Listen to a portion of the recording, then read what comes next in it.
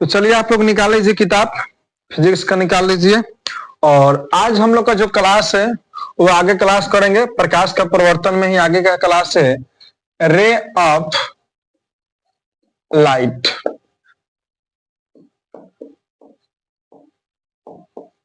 प्रकाश की किरण।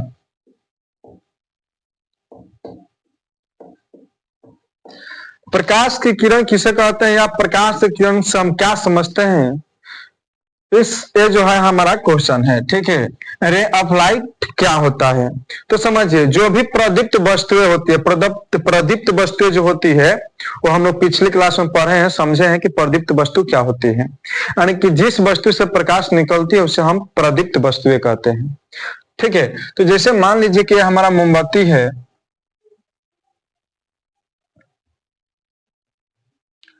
और इससे प्रकाश निकलता है। क्या निकल रहा है? प्रकाश। तो प्रकाश जो भी निकलेगा वो सीधी रेखा में गमन करेगा। वो किस रेखा में गमन करेगा? सीधी रेखा में गमन करेगा। इस बात को आप लोग समझ लीजिए। ठीक है, तो एक सरल रेखा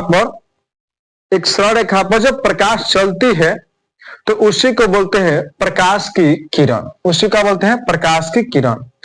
यानी कि जब सरल रेखा पर प्रकाश चलती है तो उसे बोलते हैं प्रकाश की किरण। समझ में आ गया होगा कि प्रकाश की किरण किसे कहते हैं? प्रकाश जैसे मोमबत्ती है और मोमबत्ती से जो भी प्रकाश निकलेगा वह क्या करेगा? तो सीधी रेखा में गमन करेगा। ठीक है, और सीधी रेखा में जब गमन करेगा तो हम बोलेंगे कि वो क्या है? प्रकाश की किरण है। क्या है? प्रकाश की किरण है। ठीक है, तो प्रकाश की किरण क्या होती है आप लोग समझ गए कि रे ऑफ लाइट किसे कहते हैं। ठीक है, अब हमें यह समझना है कि किरण पुंज किसे कहते हैं। किरण पुंज, किरण पुंज क्या होता है? ठीक है, इसको बोलते हैं बीम, यानी कि बीम ऑफ लाइट, यानी कि प्रकाश का किरण पुंज किसे कहते हैं? तो किरणों की समूह को क्या बोलते हैं? किरणों की समूह को प्रकाश की किरण पुंज बोलते हैं। क्या बोलते हैं? प्रकाश की किरण पुंज बोलते हैं। ठीक है, प्रकाश की किरण पुंज किसे कहते हैं? अगर आपसे कोई पूछे तो आपका आंसर होना चाहिए कि प्रकाश के किरणों की समूह को क्या बोलते हैं? किरण पुंज बोलते हैं। जैसा हम यहाँ पर देखिए, यहाँ पर एक प्रकाश की किरण जो है इसे हम बोलेंगे प्रकाश की किरण। लेकिन इन सभी को जब हम मिला लेंगे, इन सभी प्रकाश की किरणों को समूह को जब मिला लेंगे तो इसी को हम कहेंगे बीम, यानी कि किरण पुंज बोलेंगे। क्या बोलेंगे? किरण पुंज। क्लियर है यहाँ तक? यहां तक क्लियर है तो अब हम लोग आगे बढ़ेंगे। ठीक है, आगे बढ़ेंगे। आगे जो है हम लोग का टॉपिक है beam of light. Beam of light ये कितने प्रकार के होते हैं? तो ये जो होते हैं ये 3 टाइप्स के होते हैं। कितने टाइप के होते हैं? 3 प्रकार के होते हैं। ठीक है, 3 प्रकार के होते हैं। अब चलिए आप लोग को ये 3 टाइप जो होते हैं कौन कौन होते हैं वो हम बता देते हैं। पहला होता है अपसारी किरण पुंज। अपसारी किरण पुंज, अपसारी किरण पुंज। दूसरा होता है समांतर किरण पुंज। समांतर किरण पुंज। और तीसरा जो होता है वह होता है अभिसारी किरण पुंज। अभिसारी किरण पुंज। अभिसारी किरण पुंज। चलिए अब एक आप लोग को हम स्टोरी सुनाएंगे, कहानी सुनाएंगे। वो कहानी बहुत ही रोचक है, बशर्ते आप उस कहानी को ध्यान पूर्वक सुनेंगे। ठीक है, ध्यान पूर्वक सुनेंगे तो आपको इंटरेस्ट आएगा उस कहानी में और ये तीनों हम लोग को क्लियर भी हो जाएगा। यानी कि कहने का मतलब जो स्टोरी है, जो कहानी है, वो ये तीनों ही टॉपिक पर है। ठीक है, तो चलिए यहाँ पर हम एक कहानी जो है वो शुरू करते हैं। एक पिता है, एक पिता है। ठीक है, एक पिता है यहाँ पर और इनके 3 पुत्र हैं। इनके कितने पुत्र हैं? 3 पुत्र हैं।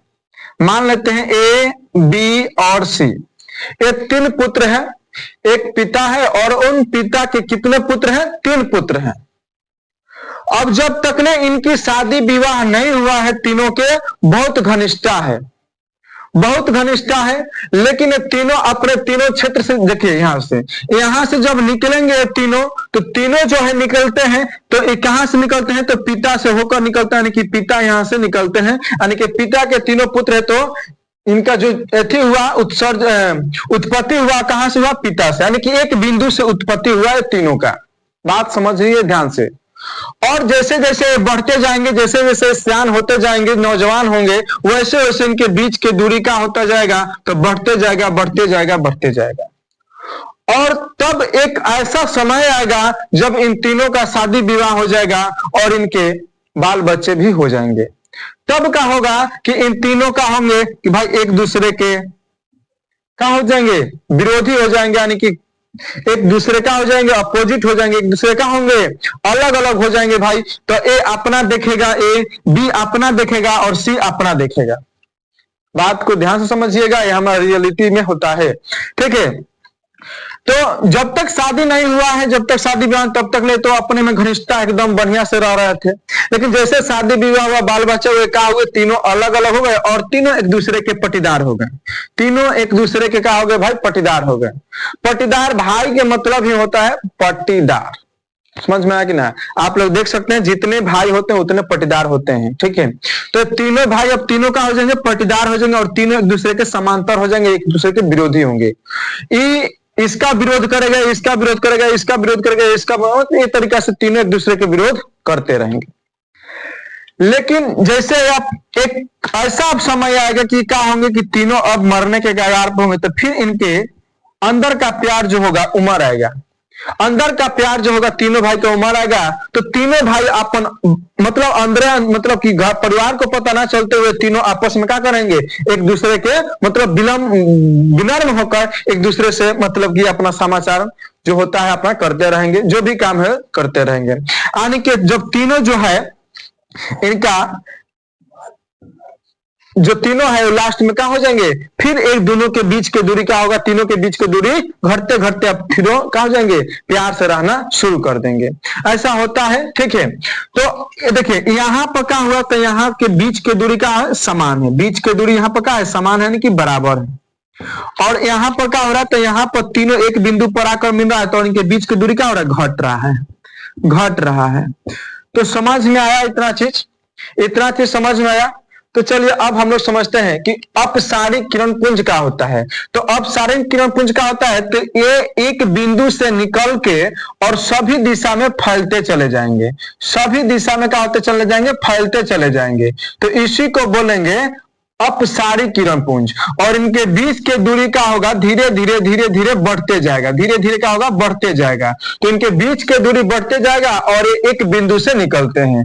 तो अगर आपसे कोई पूछे कि अपसारिक किरण पुंज किसे कहते हैं, तो वैसा किरण पुंज जो एक बिंदु से निकले और उनके बीच की दूरी बढ़ते चला जाए, उसे बोलते हैं अपसारिक किरण पुंज।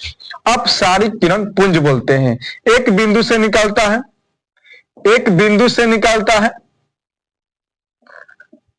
एक बिंदु से निकलता है और इनके बीच का दूरी जो है, और इनके बीच का दूरी जो है बढ़ता जाता है। बीच का दूरी जो है क्या होता है, बढ़ता जाता है, बढ़ता जाता है, जाता है, ठीक है।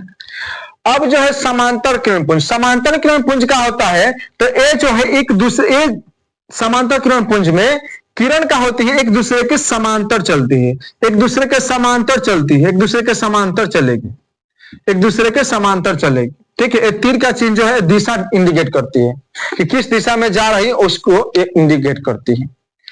तो इनके बीच का दूरी हमेशा का रहेगा, बराबर रहेगा, इनके बीच का दूरी हमेशा का रहेगा बराबर है, और ये एक दूसरे का होंगे समांतर होंगे, ये एक दूसरे का होंगे समांतर होंगे। तो सूर्य से आने वाली प्रकाश जो होती है, उनके जो किरण होती है, हमें समांतर किरण पुंज प्रदर्शित करती है। कौन सा किरण पुंज प्रदर्शित करती है, समांतर किरण पुंज प्रदर्शित करती है, ठीक है।